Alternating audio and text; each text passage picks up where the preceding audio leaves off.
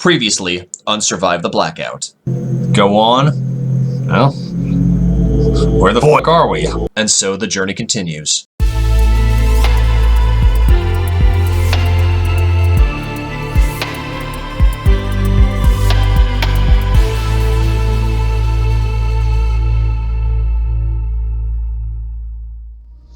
What's up, y'all? Boogie Night here, and welcome back to Survive the Blackout. We've made a decent run so far of Season 2, and I know, some of you Lloyds will be like, it's because you're playing an easy mode, Boogie Night. Once again, Lloyd, for those that have seen Season 1, know how difficult it is to find these items. And secondly, with a new character like Jack, I want to make sure I gave the full color experience. We are going to be doing Season 3. I've already had that set in my mind. Just once again, because we have a new character, Sanvi, and then potentially one other character that I've yet to dig up. Anyway, so we are in the wastelands now. We're getting closer and closer to light, even though light is hidden behind the trees here. When we last left off, we were able to escape the city, run into some weird people, and now we've also got some new items that we were using. We've got a toy for Anne. I'm still not sure what that's for. Can we equip this? Okay, so it does go into that area. Okay, brilliant. I'm not really sure what that's for, but whatever, you never know. Jack has a new... That's news to me. I didn't know we got this achievement. Detach the emotions are gone. Interesting. And still doesn't have another second one. Of course, with Sarah, we were able to get the savior. Your actions are more empowering. Fix my necklace, bear with me. There we go. Yeah, so let us continue. We also have 3 meds, 4 food, 4 energy drinks, and 3 things of booze. Yeah, so let's hit the road and see what we can find. We noticed a man in the distance, staggering as if drunk. He approached a tree and slid down it to a seating position. To a seating position? Question mark. We saw him breathing heavily, eyes closed. We can either do survivalist, rob him, loner, watch what he'll do, or idealist, check on the man. We've got to help him. I feel like this area is very dangerous, so let's go ahead and stick with Jack. Suddenly he made a strange sound as he tried to call to us. What happened to him? After the noise, he stopped moving. Let's come closer. A girl was running towards the man, but when she saw us, she stopped. What are you doing here? She asked, then came up to the man, trying to wake him up. He remained unconscious. Let's ask her what happened. The girl told us why he died. News to me. The man had diabetes, and his friends and family couldn't find any insulin because of the blackout. Yikes, that's dangerous. She looked almost relieved. We hit the road. One day we'll restore. It's none of our business. We have to take care of ourselves. One day we'll restore what we lost. Let's take forward thinking. Once again, I do apologize about my voice. I worked a 11-hour day? Yeah. But I was really excited to get into this. I haven't even gotten back into the other game that I'm playing, which you'll see pretty soon, but either way. The monotony of the road made us lose focus and let our minds drift. A shot right over brought us back to reality. Shot right over what? Our backs? Our heads? Immediately, we had only one place to run, a small ruined house, drop to the ground. Run to the ruins, or turn around and attack whoever shot you, tried to shoot you, not shot. Run to the ruins. I'm eyeballing our health right now. As we rushed into the ruins, several shots flew over our heads, missing. We heard a burst of mocking laughter, and someone said that we couldn't hide. We recognized the voice. It was Frank. We can peek out. We don't want to fight, or we could use Anne. Anne's plea didn't impress him. To Frank, justice demanded our whole group to be dead, as we brought misfortune on him and his family. Because we didn't have the medicine? I feel like this was scripted no matter what we do, whether we had spare medicine for Jack, because I feel like there wasn't enough to go around. So I feel like, once again, this is scripted. We did run into this in Season 1, but still, I'm trying to remember what happened. Anne, why are you doing this? Anne tried to hide, but was dragged out of hiding by one of the thugs. Frank wouldn't spare even her, but promised the girl a swift death. Swift death. No! Ouch, that hurt. Whoa. Okay. Frank dragged us out of the building, and then the whole group started pounding on us. In our last moments, we saw them dropping to the ground as the sound of footsteps. Darkness enveloped us. What will happen to us? Okay, so we are at the end of the last area, so new region, the mountain. Okay, so this is where we ended Season 1, like 2 or 3 instances after this. But we only had one character, so we're doing a lot better. We came to after receiving a series of slabs tightly tied up. Somehow we survived the encounter with Frank, but now another group of not-so-friendly people wanted to know why he wanted us dead. We can ask who these people are, tell them our story, or it's none of our business. They look to be official. I'm trying to remember what I did last time, but I think let's just go ahead and be open and tell them our story. No change. I'm glad nothing happened to our health, our satiety. Okay, well, we still have all of our items, so that's good news. They had no problems believing we weren't in cahoots with Frank. At the same time, they were impressed that we survived that long on our own. Oh, okay. So let's go and use Anne. What, will you hurt us? The leader measured us up and down for a while. He finally untied Anne and said, no. Their job was to defend people going to the light, not to murder children. Then can we go, or will you help us get to the light? Let's just go and say, then can we go? The last part of the road was the most dangerous, we heard. If we helped them, they would walk us straight to the hamlet situated under the light. What do you need? Sorry, we're not interested. I feel like this is a Hobson's choice. If we say we're not interested, we might get completely buggered. But I feel like there's still a way we can change our mind if this is a less than optimal situation. Once again, I don't remember. So let's see, what help do you need? The leader mentioned a quote-unquote lost a sheep that had to return to the flock. Oh, yeah, I remember now. She was in the mountains, but they couldn't find her. They also had to deal with Frank and soldiers in the area. We will find her, or no, find someone else. Once again, I feel like we can change our minds if we do find this missing sheep. So let's just go and say yeah. The leader was happy to hear that. The girl was his sister, a well-trained outdoors woman, but he was worried she left because she was scared of Frank, and now it was time for her to come back. Scared of Frank? When she previously met Frank, she almost kidnapped her. Probably he almost kidnapped her, prompting her to run. The story sounded a bit far-fetched, but at least we got directions that can hit the road. This is true. Once again, I feel like this is definitely hinky because we go from the lost sheep to the sister. Why couldn't he just say he was missing his sister, missing a sibling? Why not? So yeah, let's go. We might actually hit camp next just because I want to maybe tweak some of our inventory. As we hiked up the hill, we found an old building, probably kind of a mountain shelter. Its doors were breached. Through broken windows, we could judge it was abandoned a long time ago. Check inside through the window or leave it. Yeah, let's check inside. No changes. The place was wrecked. Trash and debris were all over the floor. We could have sworn we saw a movement in the corner. Was it just our imagination? Let's go ahead and move on. So we lost a little stamina. That's fine. We left the place. When we looked behind, we saw some silhouettes hiding in the shelter's windows. There we go. Let's go. I mean, I feel like this is kind of the penultimate level, so I feel like we definitely need to be on the careful side. What does this rope do again? Coarse but strong flax, useful to get to hard-to-reach areas. Let's go ahead and unequip the rope and equip the cane instead, because the cane will actually decrease fatigue. Actually, hang on. No, let's go ahead and use the rope instead. I feel like Anne's fatigue is pretty much in step with Sarah's.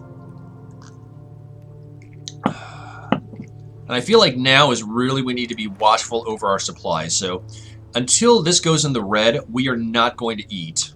So let's do this. I feel like if our stamina gets too low, we have 4 energy drinks. I feel like we can be a little more frivolous with that. We wandered up the hill, consumed by thoughts. The view ahead was breathtaking, but we felt uneasy about the task we received from the patrol. Let's stop for a moment and just enjoy the view. You never know what'll happen. The tranquility of the mountain rejuvenated us. We had a goal, but maybe it could wait a little while. Maybe we're doing something good. Was it a good idea to meddle in all of this? Let's just do the second one. Oh, hang on. We didn't want to get involved in anything. We just wanted to be left alone. Looking at how we were doing a quote-unquote small job for the patrol, complete strangers at that, it seemed like a failure. Jack or Sarah, or Anne, excuse me. Let's just...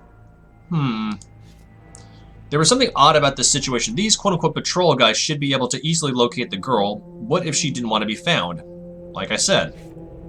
It's definitely hinky. And there was some... And there was somebody in the last section that talked about paramilitary units guarding the mountainside.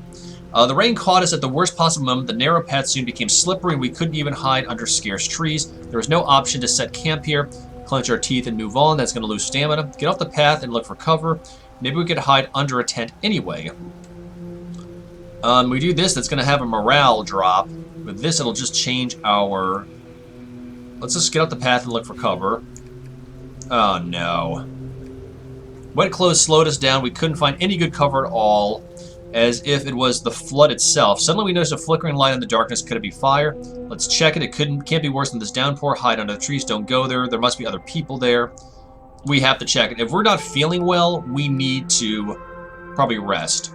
A flickering light led us to a small cave where a group of people gathered around a fire. The strongest jumped to their feet, ready to fight if needed, and asked us to introduce ourselves. We need to introduce ourselves. They let us stay if we had food. Otherwise, we better move on. It was apparent that those people didn't want us here. We have nothing. It's okay. Morale's still good. They let us stay, but we had to keep a distance from the fire. We still felt its warmth enough to dry our clothes a little, but not enough to rest well. We moved on as soon as the rain stopped. Let's go. How long is this going to last? I'm going to kind of watch our health. On our way up, we had to cross a wooden bridge. It didn't look safe, but there wasn't any other way. We had to go far, far back to look for another way. Follow me. We should try it anyway. Go back. We're going to lose stamina either way. Follow me. We soon found a more solid bridge allowing us to go through. Okay, that was decent. Once again, I don't know how this impacts anything other than just maybe it impacts their stamina.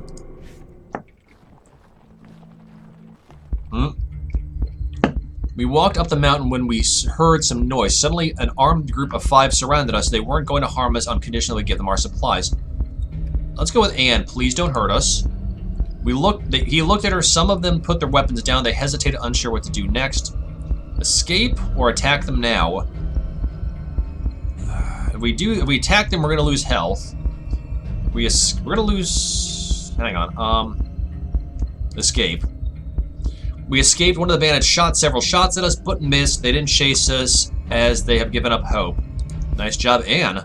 Nice little ruse. The weather in the mountains was often treacherous. For now, it was calm. Maybe we should use the favorable conditions and rest a bit. Yeah, let's look for a good spot.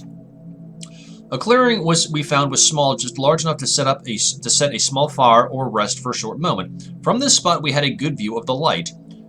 Rest, but don't waste too much time, or set up camp. Yeah, let's set a camp. Let's chill for a few. Let's give Sarah an energy drink.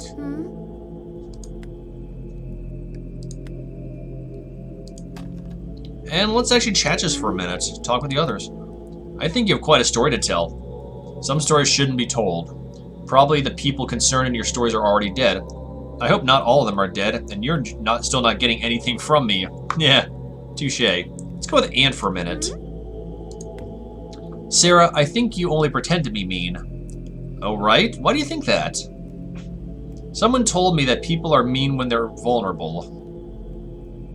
Little nugget of wisdom from Sarah, or from Anne. Well done. All right. Hang on, just checking something. Audio levels look good. Okay. Let's go ahead and hit the road then. We packed up the camp swiftly. The light awaits us. Let's do this. So we have gotten farther now than we did at the end. Hello. Hang on. We were getting across the clearing when we heard a woman scream something at us. Right after that, we heard a gunshot. The bullet flew right above our heads. We are unarmed. Yeah. Morale dropped a little bit. Another gunshot, another bullet flew above our heads. There was the woman ordered us to go away. Please just let us through. Okay, we lost some health. As an answer, more bullets flew over us, making us retreat. Some of them reached us. Let's go. Okay, hang on. So we've gotten farther now than we were in Season 1, but clearly this is definitely getting a lot more treacherous. Once again, I feel like we need to be more mindful of our resources. But we climbed higher, hoping that this way would get faster to the light. Amid a beautiful forest, we saw it could be a mistake. A mud flow led through here recently, making the place boggy. But we do have the rope, which morale shot up. It was hard tiresome. Okay. Probably it was tiresome, or it was very tiresome at that. Thanks to the rope which we tied around ourselves, every time someone slipped, we could pull them out of the mud. We crossed nature's trap safely. Brilliant.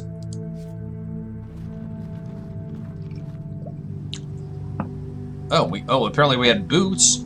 As we hiked up the mountain, we reached the end of our path. A steep wall blocked our way. It seemed that we could climb it, but it didn't look safe. Use the rope again. With the rope, the climb was much safer. We didn't stress so much as we knew it should stop our fall. Jack says we can move faster, or we could go at a steady pace. Either way, hang on, we do steady pace, we're going to lose stamina regardless, but if we move faster... Moving faster was a mistake. We fell still dangling on a rope, which we feared that would easily slip from the rock we put it on. We should loose the lower one, concentrate, we can do it. No, that's going to hurt Anne. Let's concentrate. With enormous physical and mental effort, we managed to save... Okay, yeah, we did not want to kill Anne because of that. That would have been just god-awful. Let's go. We'll probably set up camp in a few minutes and sleep after this instant, sleep, and then eat. We found a cave hidden behind a thick bush, footprints on the ground, and some garbage scattered around, clearly pointed to it being inhabited most probably by a human. Let's wait outside for a moment. We heard a faint moaning. There was a chance it was the girl we were sent to find. Let's go inside. As we stepped inside, we heard the girl screaming to leave her alone as she wouldn't go back. She had bandages on her arm and knee, but kept waving a wooden cane at us. Let's see what happened. She ran and fell, then fell again, but it was still better than her previous life. She hated lies and pretending that her brother was righteous and the light was a good thing. Wait, the light is a lie? During her time in the hamlet, not one person came back. The only people getting in and out was the sage and his bodyguards. How do you know that? She didn't have any proof, but gossip said that it was only the worthy could step into the light. This and the fact that no one came back made it seem like something about the light was off. We don't care about you or the patrol. You have to come back with us. Let's do it her way. Achievement unlocked, knight in shining armor. Well, you know. We promised not to turn her in. In exchange, she gave us a ring, which should be good enough to convince her brother that she was gone. Let's go. Let's set up camp quickly. Sleep and eat. Yeah, because go and sleep. Let's do a long sleep. That'll help our health immensely. Now we can eat.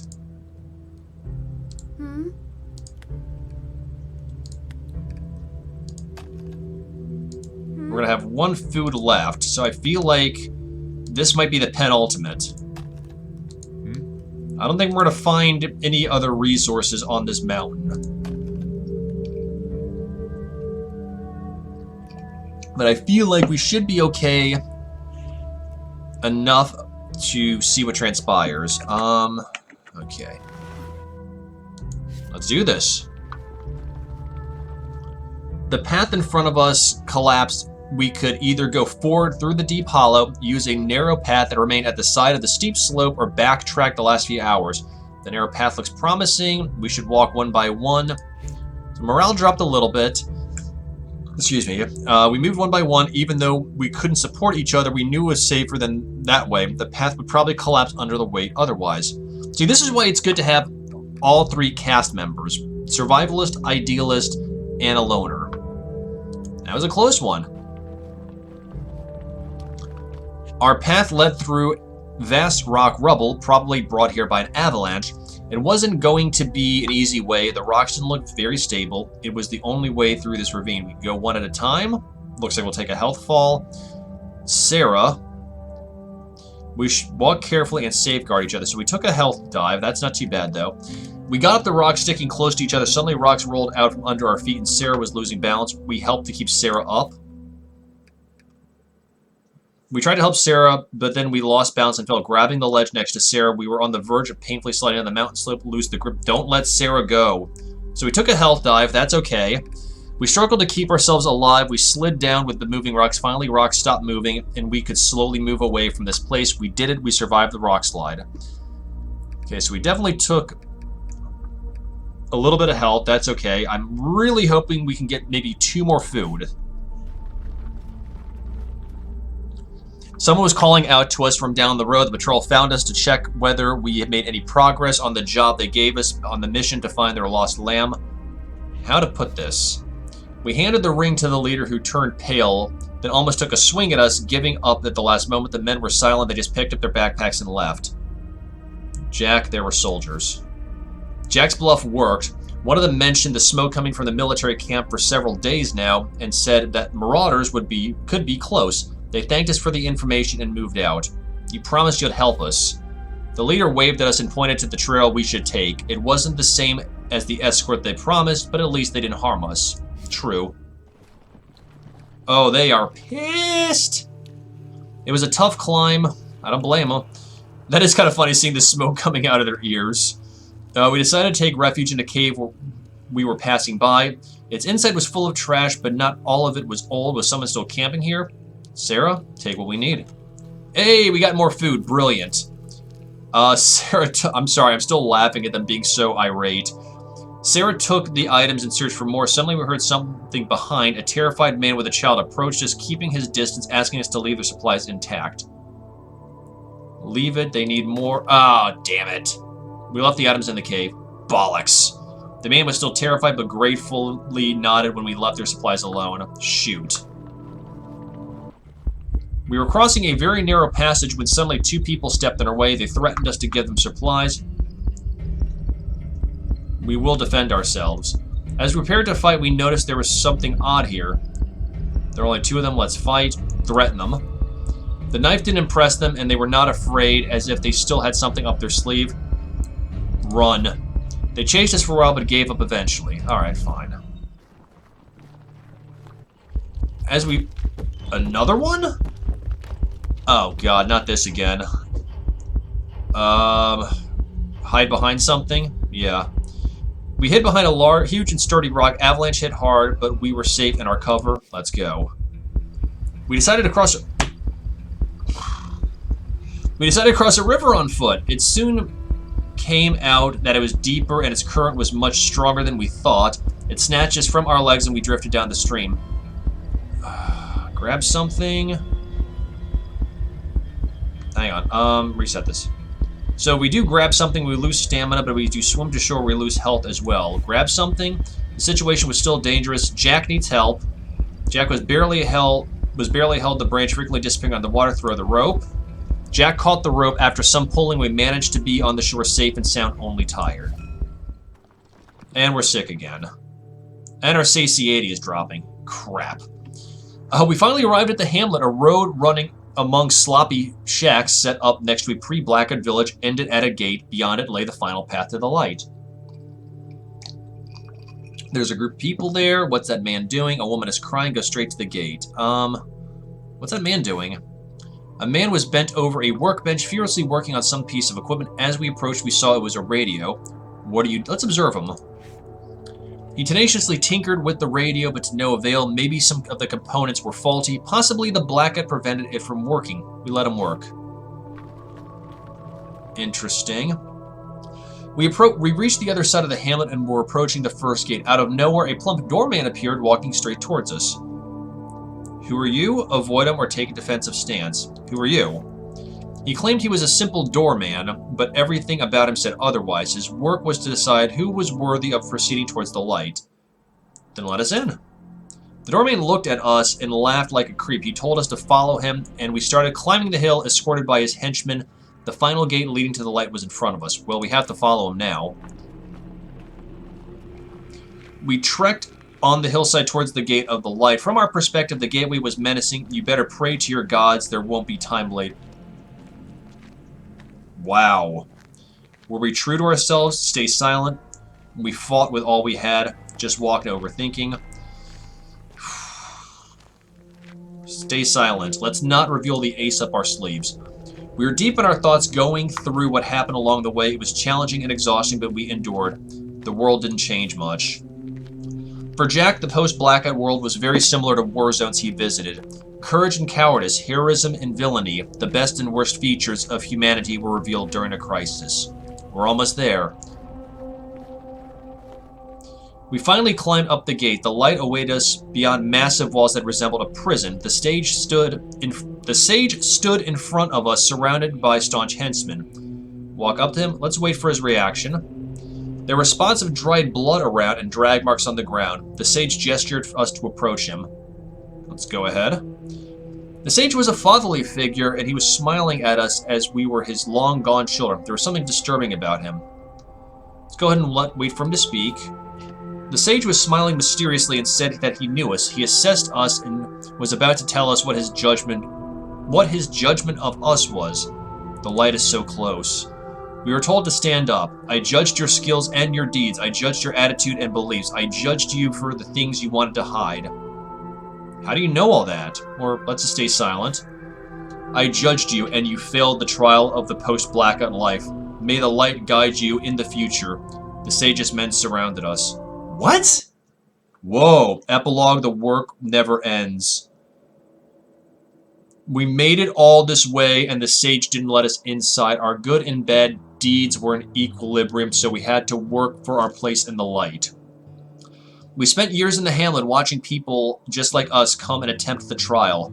Those who passed never came back. For those who failed, there were two options. They could stay and serve the light in the safety of the hamlet, or leave and never come back. Those who wouldn't make a choice could stay forever on that steep mountainside under the gate.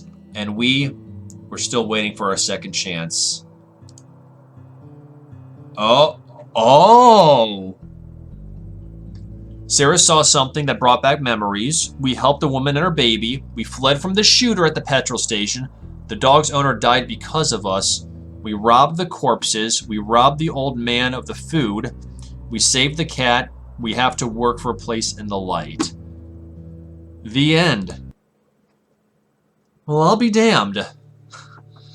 That was Season 2 of Survive the Blackout, y'all. So we've gotten a little bit more, I guess, insight on what to expect. So when I did say this was a choices matter, I didn't think it was going to be at the end of the game. So we really do have to be mindful of ourselves. But Season 2, I'll be damned. This was a quick one. Yeah. Once again, I do want to do Season 3. Bear with me one second. I do want to see if their new character has been unlocked. Obviously, we're not going to do anything. Just going to skip everything quickly. I'm just curious. I don't think so because I didn't get a notification. What? No, we don't. Okay. So, Season 2 is complete. We made it to the light, but our choices didn't save us. Interesting. Now, the real question will be, in Season 3, will we make it to the light with the choices we make? That will come in time. But for now, this journey comes to a close. Thank y'all so very, very much for watching this. I really do appreciate it. And all the feedback y'all have had. I really do think it's been an awesome ride. I hope y'all have continued to enjoy this. And I also hope you will be looking forward to joining me on Season 3. Yeah, so big thank you to everybody. Big stonking thank you to Baby Bison Games for giving me a free copy of this game. I've enjoyed it immensely, and I can't wait to play Season 3 of it. And hopefully my playthrough has done y'all justice. And if you guys like this game, once again, link is in the description below. Check it out. So, of course, with that being said, before I call it a night, if you like the Boogie Night Project and you want to find out more, I do have a Twitter page as well as a public Discord channel, and links to both those are in the description below, as well as a link to my temporarily defunct Twitch page. And hey, if you are interested in supporting the Boogie Night Project, well, I do appreciate every thumbs up, thumbs down, comment, like, share, retweet, posting. I really do appreciate everything. And the off chance you do want to do a little bit something more, I do have a Patreon where for as little as $1 a month, you get access to exclusive content, such as the patron-only section of my Discord, as well as patron-exclusive uploads that go up every Saturday, and I do take patron requests. And know that everything that I am getting from my patrons is going exclusively towards fixing my computer. Sorry, my computer's made a noise. And also making my creation more professional and more well done. So a big thank you to my incredibly attractive patrons. I deeply appreciate it. So if you do want to do a little bit something more, that's how you do it. So otherwise, I hope y'all have a fantastic night, and I will catch y'all on the flip side, all right? Peace. Hey y'all, while my gratitude knows no bounds for every single bit of love and support y'all have shown for me over the years, there are a few people that I legitimately want to take a few minutes to thank for their unending help and support. First of all, obviously Christoph Frey, not just for being a sponsor of the Boogie Night Project, but also for letting me use his music from GABA Transistor for in my streams, as well as him kind of coming up with his own little fragment for my new introduction to the Boogie Night Project. And speaking of introductions, the intro as well as my YouTube banner page were done by the amazing Oren. You might know him as Oren VDK, as well as Oren from Couple Cakes. Thank you so much, Oren. I really do appreciate the time you took to put together everything from the banner to the beautifully done introduction that merged perfectly with Christoph's music from GABA Transistor. So big thank you to them. And also, this would not be possible with the help of my extremely amazing patrons, both current and former, such as Lexi Kitty, Silverleaf, Barry Grave, Harkov, Jure, Larian, and Oren, as well as a few others that have come and gone over the years. Y'all, this would not be possible without your help and your support. I know I have not been able to provide much in the way of giving back in Patreon rewards, but I am in the process of revamping my Patreon as well as the rewards that I can do, so be prepared. I know I joke about it, saying that if you're morbidly fascinating, check it out, but if you do want to give to the Boogie Night Project, that is the easiest way to do so, and I am legitimately setting aside funds to buy more hardware for my computer, as well as making things look more professional. But once again, very big thank y'all to everybody who has supported me from the beginning all the way to the present, as well as those individuals that have gone out of their way to help. So once again, guys, thank you so much for all your constant love and support. My gratitude knows no bounds, and I'll catch you on the flip side, all right? Peace.